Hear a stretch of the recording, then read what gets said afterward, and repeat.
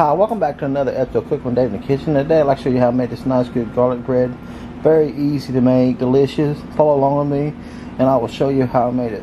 Okay, the first thing you want to do, let's zoom out a little bit so you can see the full deal. We're going to cut. Now we're going to cut right here. Not the right kind of knife to use, but we'll use it anyways because it's handy. Like that.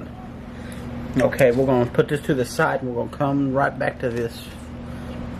Okay, we're going to take one full garlic and we're going to, there we go. We're going to use that. Okay, what you want to start with is 4 garlic cubes. You may want a small one of these, but we're using this bigger one because all we have. Okay, 4 garlic cubes. And you want 2 teaspoons of parsley. Then you want a quarter cup of virgin olive oil,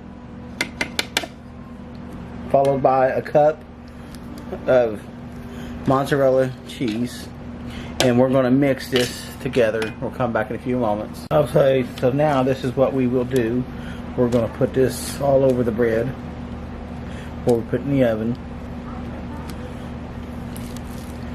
I'm back in a moment.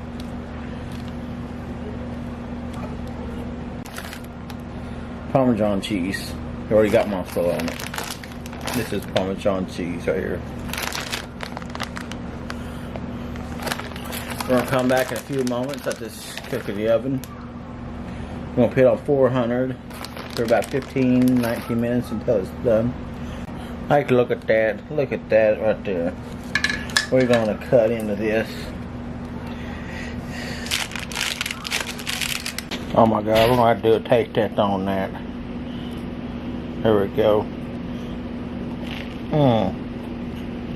Oh my God, that is delicious. I want to thank y'all for watching my channel.